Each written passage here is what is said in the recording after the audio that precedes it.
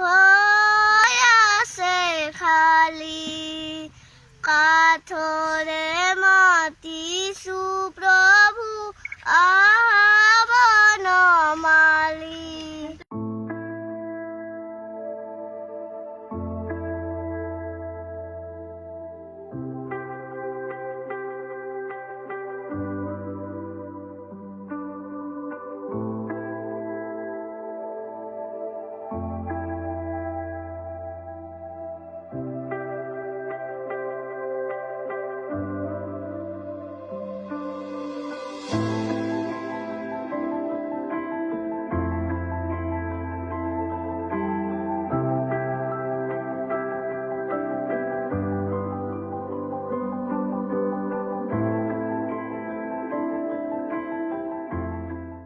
মই গগন কলিতা। ছয়গাঁও বিধানসভা সমষ্টিৰ এখন বিশেষ গাঁও, যিখন গাঁৱৰ প্ৰতিটো পৰিয়ালৰ সদস্যসকলৰ মাজত কেৱল চকুলো আৰু তেওঁলোকৰ হিয়াত কেৱল শোক আৰু বেদনা, কিয়নো এই বিশেষ গাঁওখনি প্ৰতিটো পৰিয়ালৰ সদস্যসকলৰ মাজতে বিশেষভাৱে সক্ষম একোটিকৈ সদস্য বা তেওঁলোকৰ পৰিয়ালৰ মাজত পৰিলক্ষিত হৈছে। আৰু এই গাঁওখনেই হৈছে ছয়গাঁও বিধানসভা সমষ্টিৰ মাকেলি গাঁও। আৰু এই গাঁৱৰ প্ৰায় প্ৰতিটো পৰিয়ালৰ সদস্যসকলৰ মাজতে বিভিন্ন ধৰণৰ সমস্যা পৰিলক্ষিত হৈছে।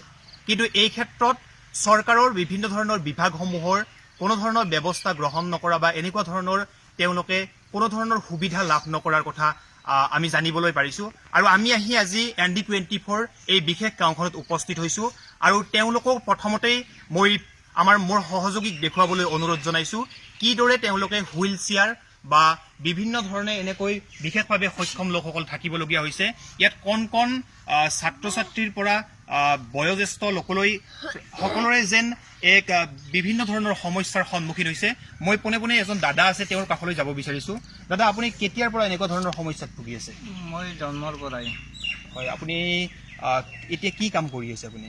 মই এতিয়া এই লকডাউন দিব পাৰে, লকডাউন নিদিয়াৰ আগতে টিউশ্যন কৰিছিলোঁ। এতিয়া লকডাউন দিব পাৰে টিউশ্যনো বন্ধ হৈছে। ইথান এনেই আৰু দাদাহঁতে পাব পাৰে খুজি মাগি এনেকৈ চলি আছোঁ। হয় হয়, আপোনালোকৰ এইখিনি ক্ষেত্ৰত কিমান এনেকুৱা দিব্যাংগ মানুহ আছে?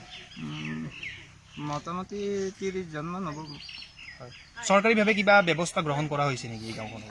গাঁওখনত ব্যৱস্থা কৰা নাই, কিন্তু মই এককালীনভাৱে মাহত 1000 টকা পাওঁ। সেই আৰু একো সাহায্য কৰা নাই, সুবিধা দিয়া নাই। আপোনাক ধন্যবাদ জনাইছোঁ। হয়, এনেদৰেই গাঁওখনৰ প্ৰায় 25গৰাকীতকৈ অধিক ছাত্ৰ ছাত্ৰী বা বয়োজ্যেষ্ঠ লোক এনেদৰেই আজি বিশেষভাৱে সক্ষম হৈ তেওঁলোকে ঘৰতে থাকিবলগীয়া হৈছে বা তেওঁলোকে পাৰ্য যেনেকুৱা ধৰণে কাম কৰিব পাৰে তেনেকুৱা ধৰণৰ কাম কৰিবলৈ চেষ্টা কৰিছে। অন্য এগৰাকী আমাৰ সৈতে এই মুহূৰ্তত দাদা উপস্থিত আছে, তেওঁক আমি তেওঁৰ কাষলৈ যাব বিচাৰিছোঁ। দাদা, আপুনি কেতিয়াৰ পৰা এনেকুৱা ধৰণে হুইল চেয়াৰত থাকিব লগা হৈছে? মই আজি 12-13 বছৰ হ'ল এনেকৈ থাকিবা। মই আগতে মাছ বেপাৰ কৰিছিলোঁ। এতিয়া এই অসুবিধা হোৱাৰ পৰা মই আকৌ ইনকাম পোৱা নাই আৰু চৰকাৰৰ পৰা আকৌ সা সুবিধা পোৱা নাই। এতিয়া মই খুজি মাগি এতিয়া এনেকৈ বৰ্তমান চলি আছোঁ। হয়, আপোনালোকৰ এই অঞ্চলটোত আমি দেখিছোঁ যে প্ৰায় প্ৰতি ঘৰতে এনেকুৱা ধৰণৰ সমস্যাৰ সৃষ্টি হৈছে। কিহৰ কাৰণে হোৱা বুলি ভাবে আপোনালোকে? এইটো আপোনাৰ পানীৰ কাৰণেও হ'ব পাৰে। পানীটো আমাৰ যথেষ্ট বেয়া। আপোনাৰ একেবাৰে খাবই নোৱাৰি, 3টামান ফিল্টাৰ কৰিও খাব নোৱাৰি, এনেকুৱা অৱস্থা পানীৰ। আমি বিৰাট সমস্যাত ভুগি আছোঁ। আমাৰ চৰকাৰৰ পৰা আমাৰ আকৌ সা সুবিধা পোৱা নাই, পোৱা নাই। ধন্যবাদ জনাইছোঁ।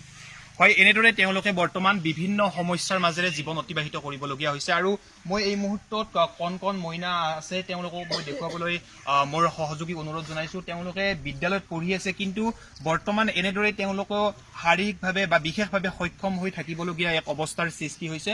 আমাৰ লগত বাইদেউ আছে, অভিভাৱক, তেওঁৰ পৰা আমি জানিবলৈ চেষ্টা কৰিম। বাইদেউ, আপোনালোকে কেনেকুৱা ধৰণৰ সমস্যাৰ সৃষ্টি হৈছে?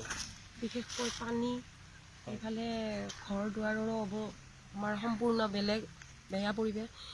এইফালে বাবাৰ চাইকেল কৰিব নোৱাৰে, তেনেকৈ মই স্কুলত পঠাওঁ।